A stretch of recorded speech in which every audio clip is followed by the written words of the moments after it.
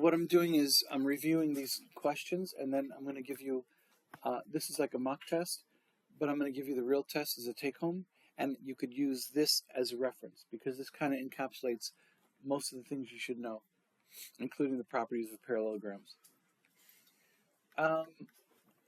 Number one, I put a little hint. It doesn't take it. You don't have to really show work, but for number one, you're asked to find the ratios of the sine of L and the cosine of M.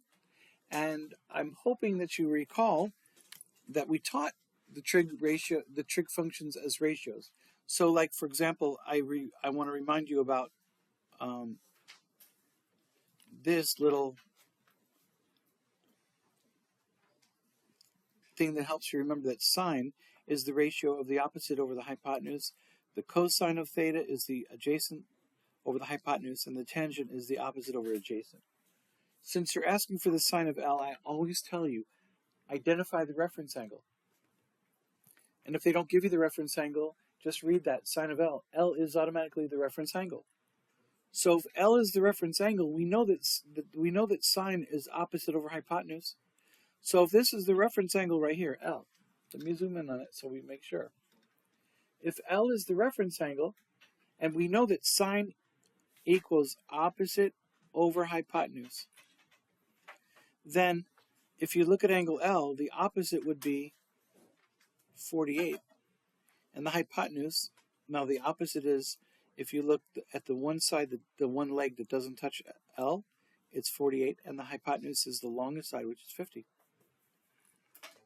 By the same token, at this point, we're looking for the cosine of M. Well, we know cosine is adjacent over hypotenuse, so I'll just put that as a reminder, adjacent over hypotenuse.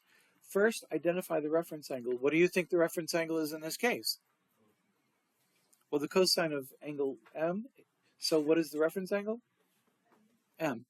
We go over to angle M, and we identify that as our theta, because we're looking for the cosine of M. It's the adjacent. What side is adjacent to angle M? And it's 48. And again, the hypotenuse, which is still 50. I don't care about reducing. Any questions with that? Okay, so then I'm going to move on. Didn't take work. So what I'm going to do is I'm going to move. Copy this. Listen, I'm going to go on to number two. Number two, did you memorize or did you not memorize? Or did you learn, did you not learn? The properties of a parallelogram. And there's only, there's like 4 or 5 or something like that. But the main ones that you got to know are dealing with the sides. And the thing about the sides of a parallelogram is opposite sides are congruent as well as parallel. So like what's opposite of the bottom? The top. What's opposite to the left side? Of the left side is the right side. So right away, if the left side BA is 30, what do you think the right side is going to be? Yeah, because opposite sides are congruent. And I always write that on my diagram. If the bottom is 21, what else is 21? The opposite side, the top, 21. Those are free problems right there. The bottom and the top are equal to each other. So BC is 20 what? Yup. And again, CD is what? 30. Okay, fine. Now, espérate. Hold on a second. Hold on a second. We are given that angle D is 150. Okay. Angle D is 150.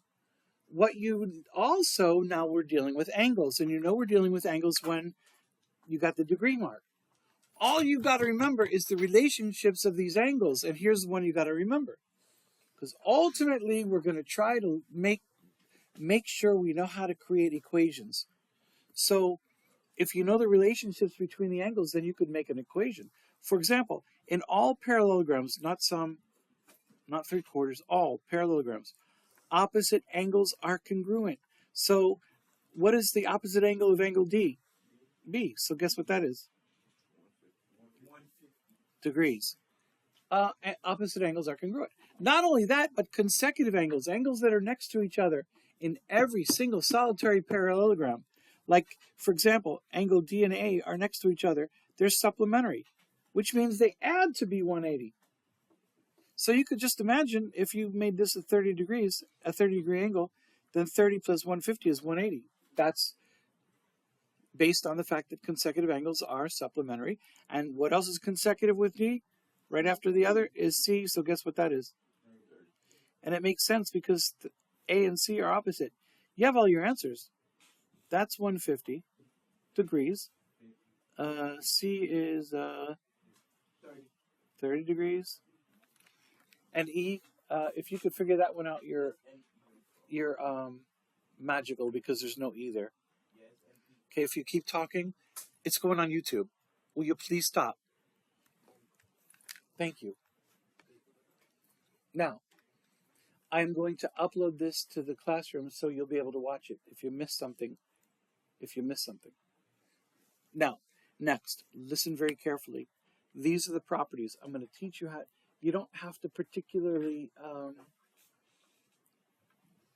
show every single solitary step for this, but let me tell you, they're asking you for all kinds of angles here. These are all about the angles, and my teacherly advice is stare at it for a few minutes and think of all the relationships you know. Think of what you know about the properties of a rectangle, and then just start writing. For example, the first thing my brain thought about was the fact that a rectangle has all four right angles.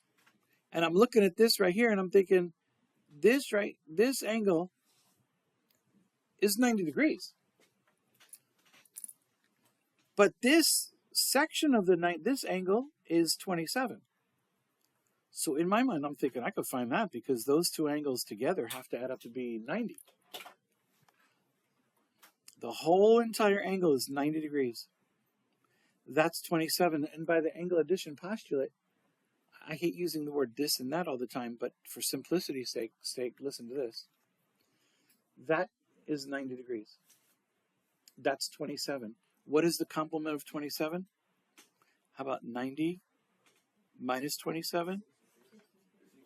That means it's got to be 63 degrees. As a matter of fact, in a rectangle, the diagonals bisect each other, just like the diagonals of every parallelogram, they bisect each other. But the second thing is that the diagonals in a rectangle are congruent to each other. So if that's the midpoint of two congruent segments, in other words, AC and BD are identical, and this cuts them both in half, then all these halves are the same. And that is truly significant to me. I'm just thinking out loud what I'm thinking about, like what my brain sees. And I remember a long time ago that whenever you have an isosceles triangle, which this is because that leg and that leg are congruent in this particular triangle, when the legs are congruent, so are the base angles. It's 27. As a matter of fact, because this side of this particular triangle, BAE, this leg and this leg are congruent based on the fact that when legs are congruent, so are the base angles. Guess what this is? Now, the fact that BC and AD are parallel to each other makes this a transversal. AC is a transversal. So alternate interior angles, that's 27. But we already know that this is 90. So if that's part 63, that's 27. And together they're complementary. That's 90 degrees. Because that leg and that leg are congruent, that makes this isosceles triangle. Guess what this is? Or you could say alternate interior angles are congruent. What do you think that angle right there is going to be? You know it. And what's that?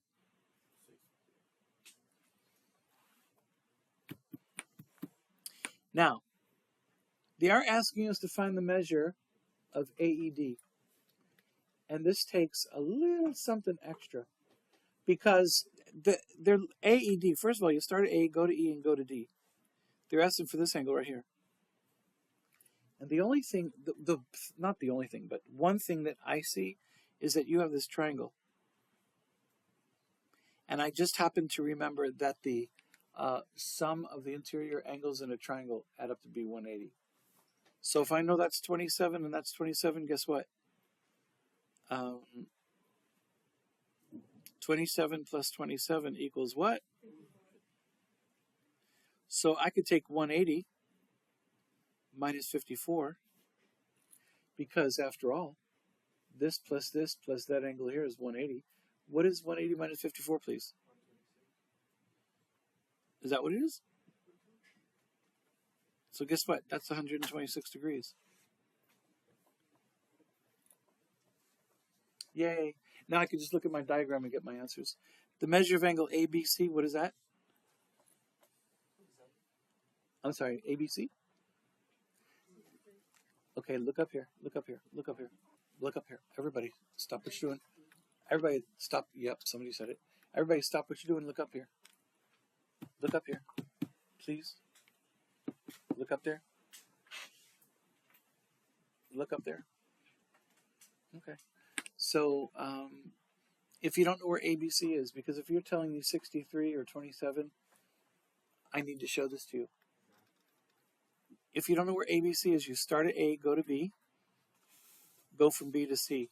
So this is one side, this is the other side. So the angle is that right there, which is in fact 90 degrees. Thank you for that. If you're looking for the measure of angle ABD, so you start at A, go to B, and then go to D. Well, let's see. Now watch what I do. You start at A, go to B. So this is one side of the triangle we're looking for, the angle we're looking for. Then from B, you go to D, which is right here. So look at the angle between those two sides. It is 63. Because you're going from A to B, and then B to C, so that's 63. Then, we're looking for the measure of angle DBC. If you don't know where that is, start at D, go to B, and go to C. So if you're going from D to B, that's this side. If you're going from B to C, that's this side. So it's the angle between those two sides, which is, in fact is, thank you, 27 degrees. Finally, CAD. If you don't know, start at C, go to A. This side right here. And then from A to D, you go from here to here. So from C to A and A to D, it's this angle. What angle's between those two sides? Thank you for that. It's a heartbreaker to be able to find the angles and then you don't know where to place them.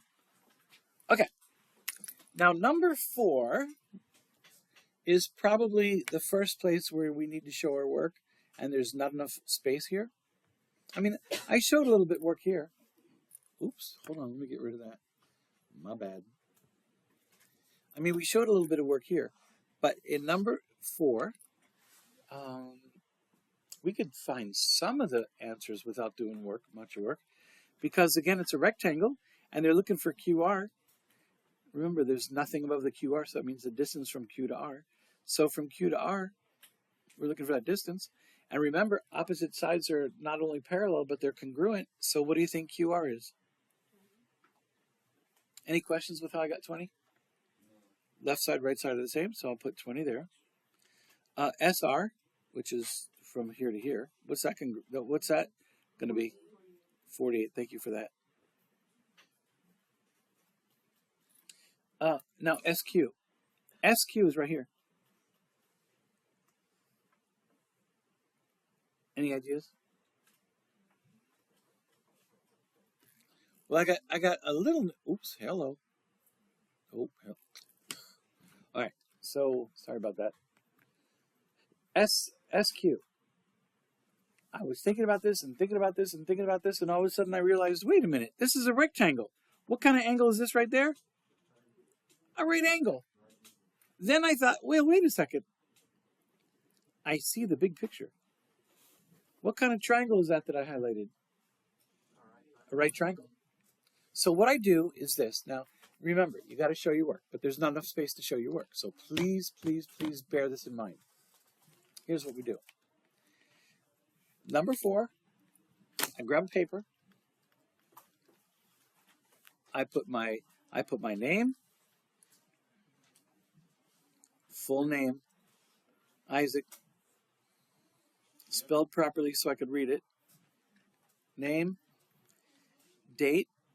This is the 3rd, 2026. This is period 3. Got it? Then I just number the problem. I could write what it is. Quiz, unit 8. So I know whose it is. I know what it is. I number the problem. Number 4. So when I'm checking it, I could say, oh, there's number 4.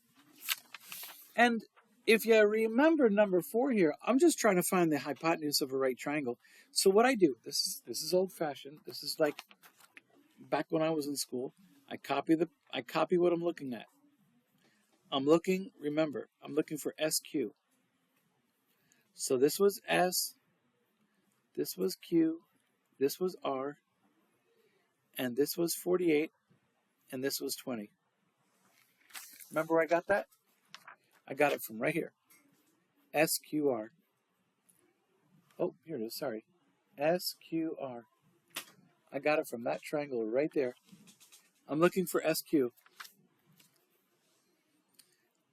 I remember that A squared plus B squared equals C squared.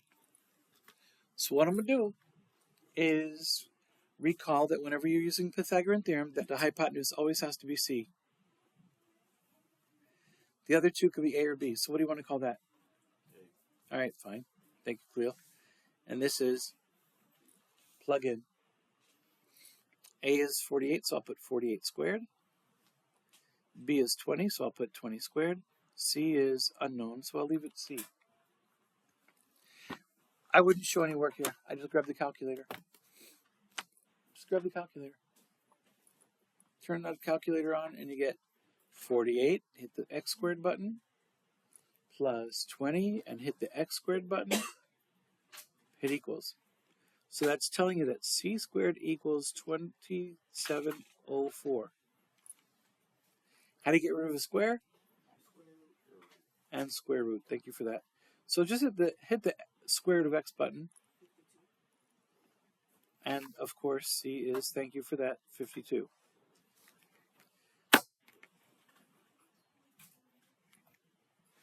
That's how you show your work. It didn't take much time at all. I promise you. So I go back to my paper, and right here where it says SQ, what is it? That, all I'm saying is, that means the distance from S all the way to Q is what? And now they're asking for PR.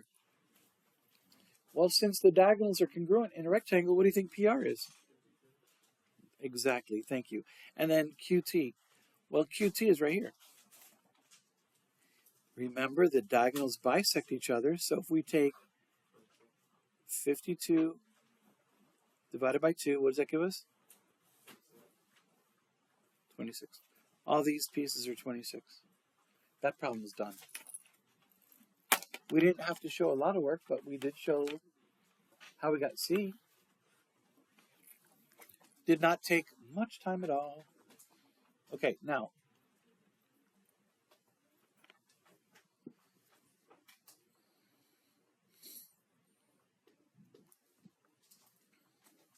I threw number 5 in there. I'll tell you what, number 5, we're looking for X. It says work needed, so what I'll do is I'll just start with number 5. I number the problem. I copy the problem. I'm just trying to tell you that it doesn't take much time to copy. And just do things right. I mean, if you're going to do anything, just do it right. 73 degrees, that's X, and that's 197. That's a right angle. So what I'm saying to you is it's a right triangle. And whenever you're solving a right triangle and they only give you one side and an angle, you got to use trig. That means you got to use SOHCAHTOA. But the first thing I always ask of you is, can you please identify your reference angle theta? And the reference angle is either the angle that they ask you for, and they'll never ask you for the right angle. They'll always ask you for one of the acute angles.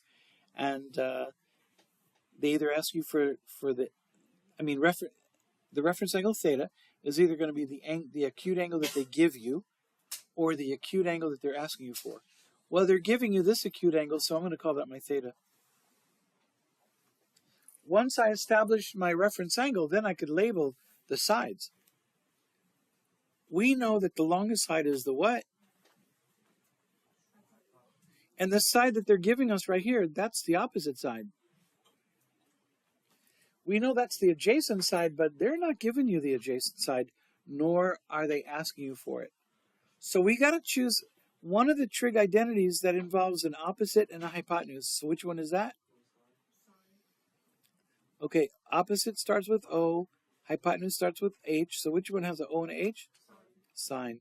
So then we write down the fact that the sine theta equals opposite over hypotenuse. Then we substitute. We just say that the sine of theta, which is 73 degrees, equals the opposite side, which is 197 over the hypotenuse, which is x. And then solve for x. You know, I kind of said you could put a 1 under here and cross multiply. So I get x times the sine of 73 degrees equals 1 times 97, which is 197. And then divide by what? Sine of 73 here. Divide by the sine of 73 degrees here. And do you know what happens to those two? They cancel. So I get x equals 197 over the sine of 73, which equals, grab your calculator, make sure it's in degrees or you'll get it wrong for sure. And just, we're talking about 197. We're not dividing by 73, but we have to put in 73. But after you put in, I put 72. We take 197 divided by 73, but we don't hit equals. What do we have to do to the 73 first? Take the sine of it. That's the sine of 73, but once we press equals, then it does the division. And what is our final answer? And that's perfect. Hypotenuse is 206. Done. Didn't take much time at all. We come back to our paper. We put x equals. Now you're watching this on a video, so you could pause, copy that down, stare at it. We're going to go to number 6.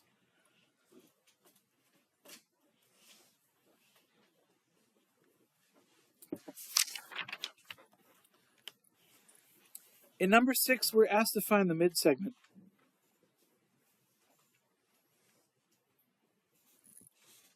The midsegment, number 6.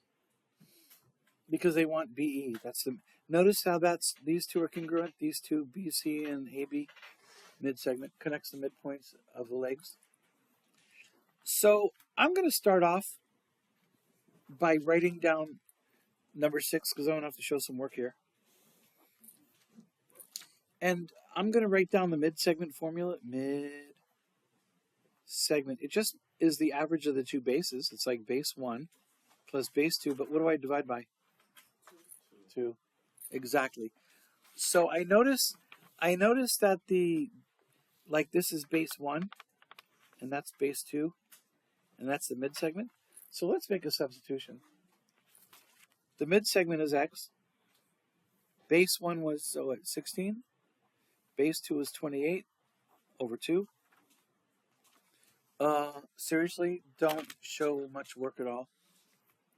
I'd grab the calculator.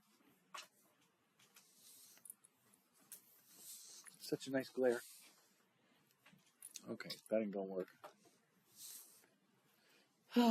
So I'd take 16 plus 28. 16 plus 28 equals 44.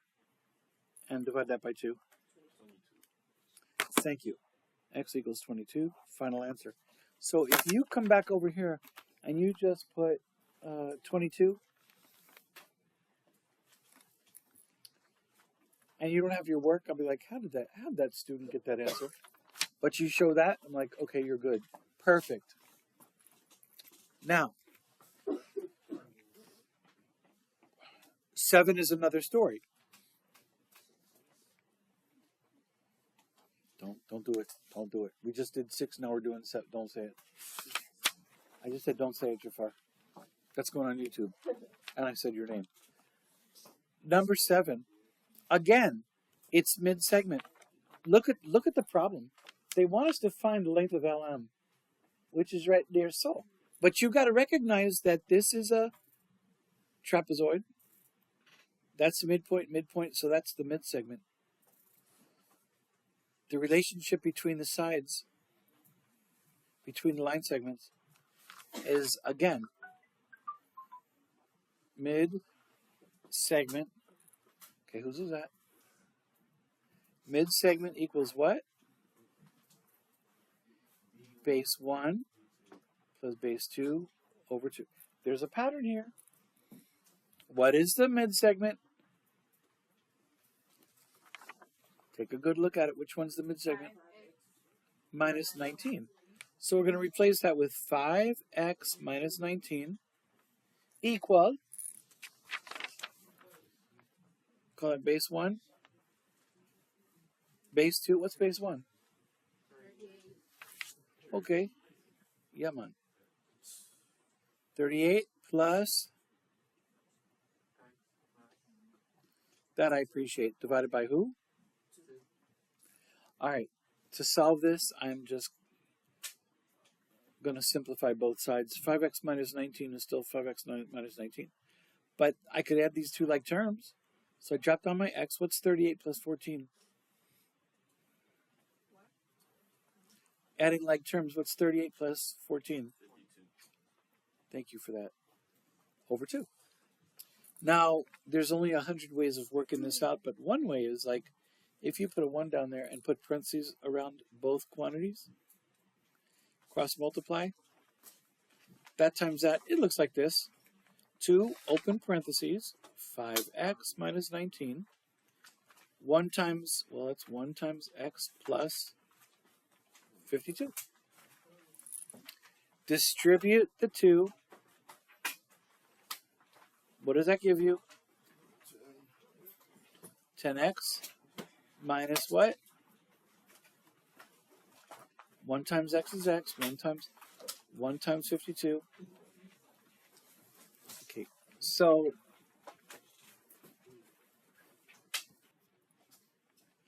all right, so to continue,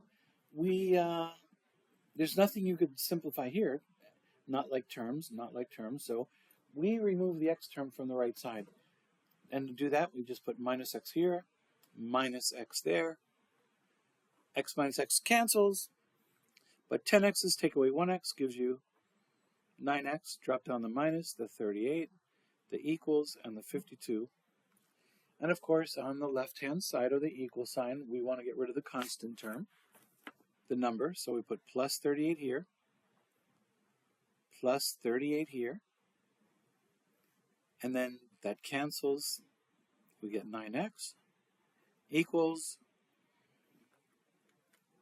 that's right, 90. So to get rid of the 9, we divide both sides by 9. 9 divided by 9 is 1. 1 times x is x. 90 divided by 9 is 10. Oh my gosh.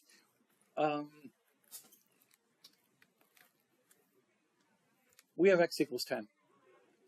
Now think about the question. We go back to the question. We found in this question right here, in this problem, number 7, we have the fact that x equals, what is it, 10? Yep. They're not even asking you for x. So this, in and of itself, is an input value. We remember that from class all the time. You have to look at the question. They're asking you for the distance from L to M. Well, L to M is right here. That is LM. So LM equals 5x minus 19. So I go back to my scratch paper,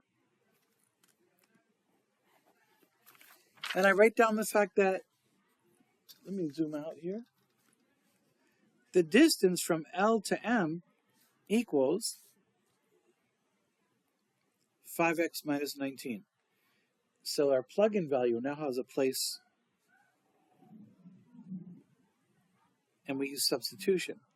So LM actually equals, instead of 5 times x, we put a parenthesis around that, replace the x with a 10, drop down the minus and the 19, and we then are able to evaluate 5x minus 19. I wouldn't show the work, I'd just go 5 times 10 minus 19 equals, and LM equals, sorry, ooh, somebody sprayed some, ooh. Okay, LM equals 31.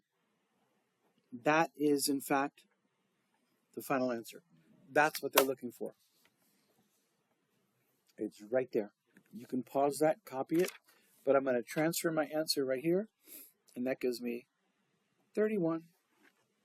All done.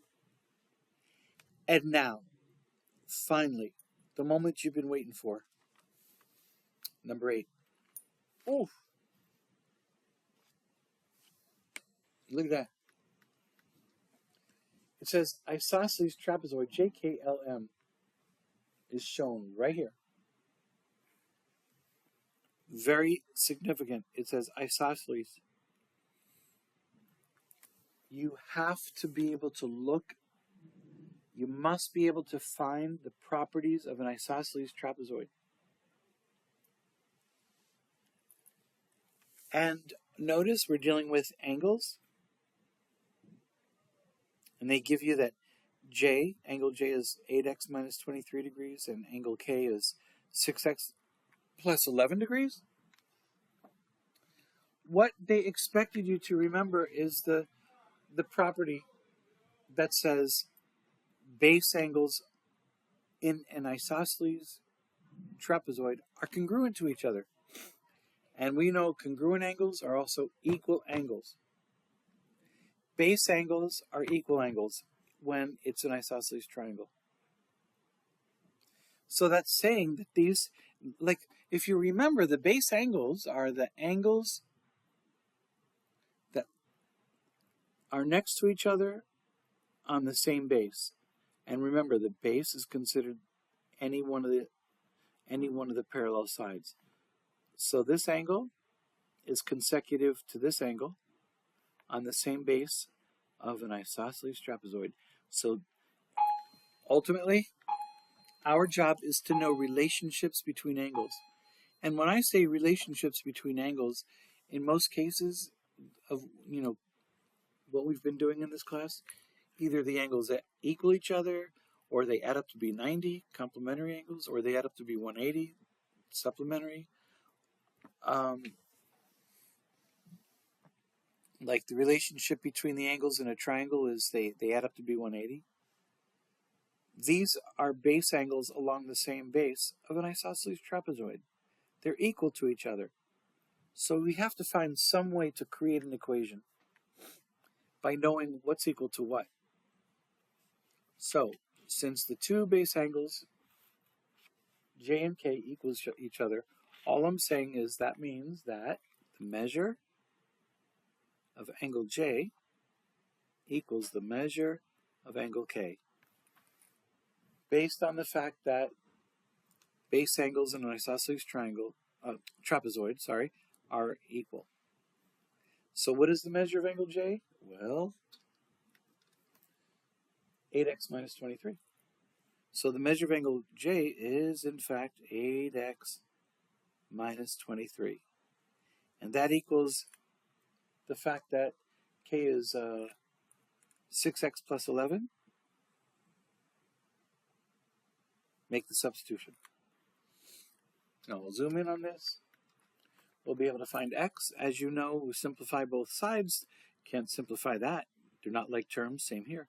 So let's get rid of the 6x's from here. Let's minus the 6x's from here as well. Cancels. 8x's, take away 6x's, leaves you with 2x's. Drop the minus, drop the 23, drop the equals, and drop the 11. Now we want to remove the constant term. The inverse of minus 23 is plus 23. We all know whatever you do to one side, make sure you do it to the other side of that equal sign. Cancels. 2x equals, what is that, 34? Yay. Divide by 2. Divide by 2. X equals, looks like 17. Yay. We found x. Now, finding x in middle school is great.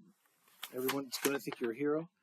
But in high school, that's just the beginning. This becomes what we call an input value. What are they looking for? That's what you have to always ask yourself. What is the question? What is the end goal? And the question is to find the measure of angle M.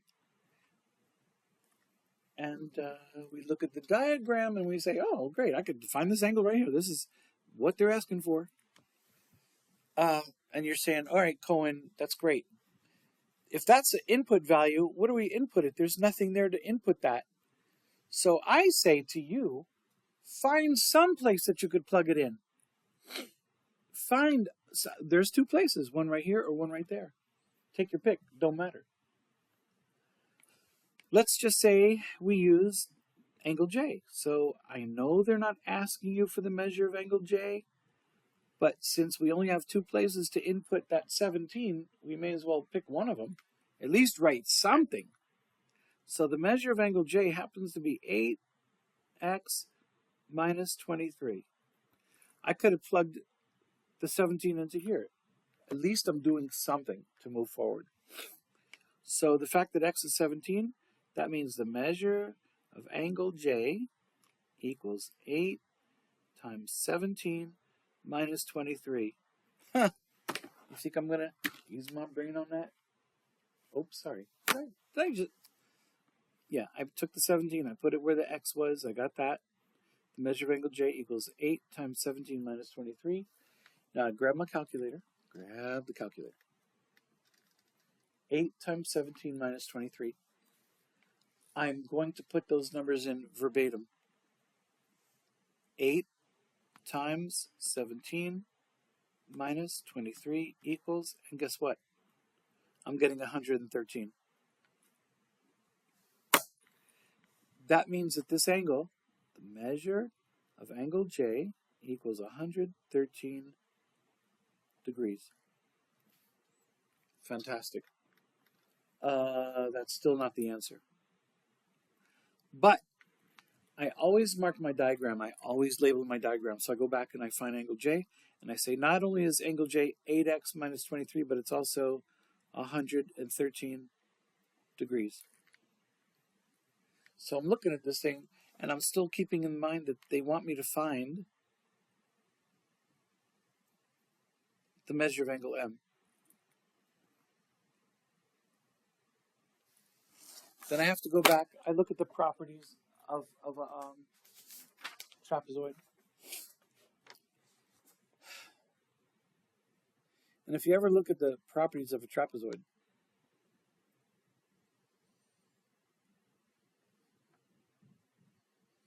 on your little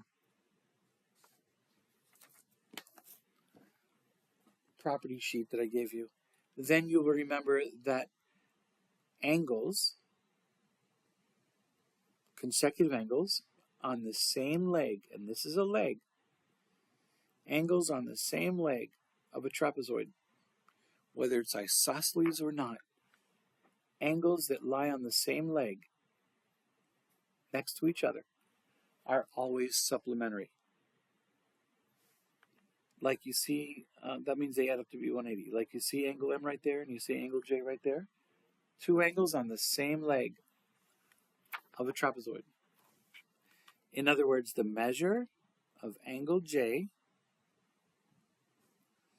plus the measure of angle M will always be supplementary. That means they add up to be 180. And remember I was talking to you about relationships and using relationships to create an equation? Well, that's what I mean. If I know they're supplementary, angles, two angles that lie on the same leg of a trapezoid are supplementary, that gives me the power to create an equation, which is a very powerful skill that you can learn. Because once you can create equations, you're like amazing. So I could substitute. We already found the measure of angle J to be 113. Right there, we said the measure of angle J is 113. And don't we have J right there, which is 113? Plus the measure of angle M equals 180. So if we minus 113, minus 113 cancels. So we're left with the measure of angle M equals 180 minus 113. And if you don't know what that is, don't be afraid to use your calculator. 180 minus 113. Oh, you're going to love this. 67. I did not do that on purpose.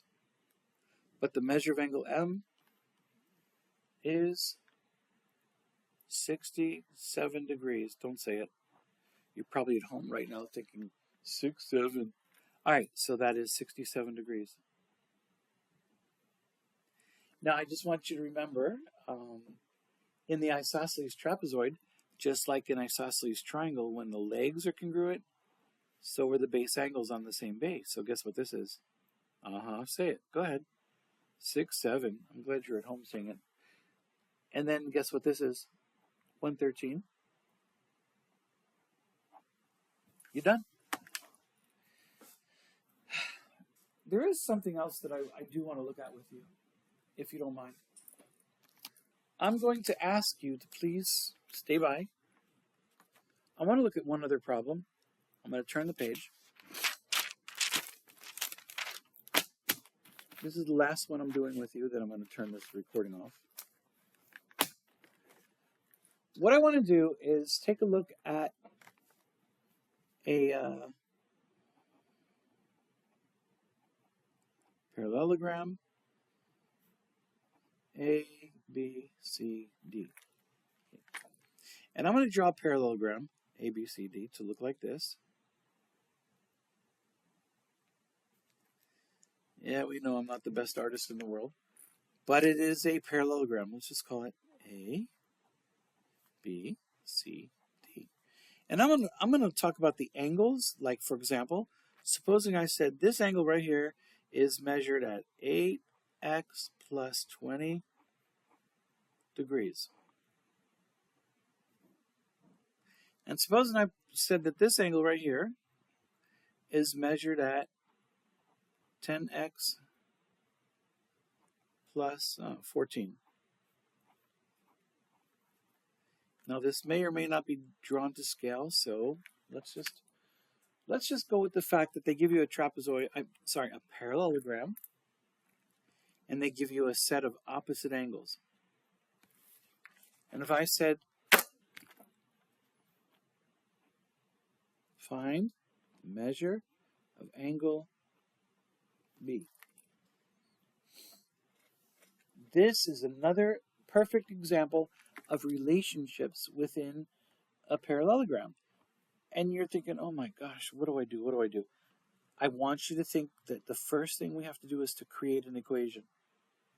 And we create equations based on relationships that we know. Let's look at what they give you. They give you angle A, they give you angle C. You got to analyze that and say, wait a minute, Cohen, those are opposite angles, and the opposite angles of a parallelogram are always congruent. That means that the measure of angle A equals the measure of angle C, because congruent angles are equal angles. Definition of congruence. If two angles are congruent, then they're automatically equal. Definition of congruence.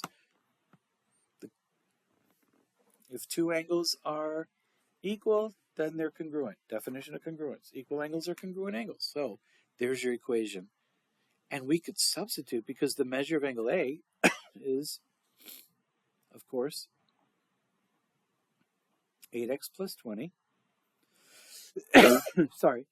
The measure of angle C is 10x plus 14. We could solve equations all day long. Minus 8x minus 8x. We end up with 20 equals, well, 10x's minus 8x's is 2x's plus 14. Let's get rid of the 14.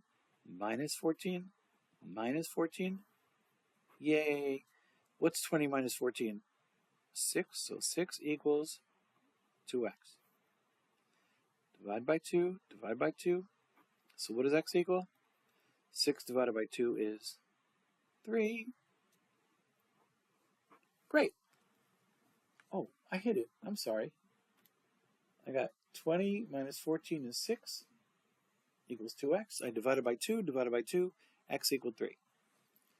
They're not even asking you for x. They want you, think about it, little rams. They want you to find the measure of angle B. I got to find this angle. Listen, you got to follow through. This takes perseverance. Angle B. That's what they want you to find right there. But there's only two places to input x equals 3. We could put it x equals 3 here and that x, or this x, but you're going to get the same answer. So let's just go with angle A. The measure of angle A equals 8x plus 20. Now I could take the 3 and plug it in right there. So that's going to be 8 times 3 plus 20. Now 8 times 3 plus 20 won't be a tough guy. Let's go 8 times 3 plus 20. And that gives us 44. That means that A is a 44-degree angle. Right here. This is 44 degrees. Okay, that's not helping us because we're supposed to find the measure of angle B. That's the problem. But remember, how can we find angle B if we have angle A? If we know that this is 44 degrees, how is that going to help us to find B? And you're supposed to remember that, hey, wait, Cohen, consecutive angles in every parallelogram is supplementary. If they're next to each other, consecutive, they're supplementary. Again, how are you supposed to find that? By knowing that two angles next to each other add up to be 180. In other words, the measure of angle A plus the measure of angle B equals 180. We know the measure of angle A is 44. It's right there. So we take the measure of angle A, which is 44, plus the measure of angle B, which we're looking for, that equals 180. So minus 44 from 180. And some of you are at home thinking, this is so dumb. I already said 180 minus 44. So the measure of angle B, which is what we're looking for, equals, hold on a second. Yeah, I'm using a calculator. 180 minus 44. I hope you said the answer is 136 degrees. That is the final answer. That is a 136 degree angle right there. That is a lot. That is a ton. The problem itself is not particularly difficult. The difficulty level is moderately low, but the complexity level is moderately high because you have to do a lot of you have to know a lot of things. And you have to do a lot of steps, and the only thing I could say is persevere, persevere, persevere. Now you have enough problems that you've seen worked out where you could do the assignment that I gave you before you left class today. And if you were absent, here's the assignment. I'm going to show you. I'm posting this on the Google, on SIS, so you have these done. I'm going to ask that you please show your steps when you need to. Again, put your name, date, and period, full name, number the problem, copy the problem, show your work. I numbered my problem, I copied the problem, I showed my work. I numbered the problem, I showed my work. I numbered the problem. So when I look at your papers, I say, oh, this is the work for number 7. So thank you. Good luck.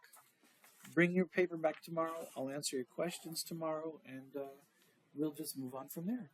You know, you're awesome kids, and I am honored to be your teacher, and I hope you have good luck, and I hope you persevere and work through these problems, because nothing worthwhile is ever easy, and especially for math. So I will see you in class tomorrow. Thank you.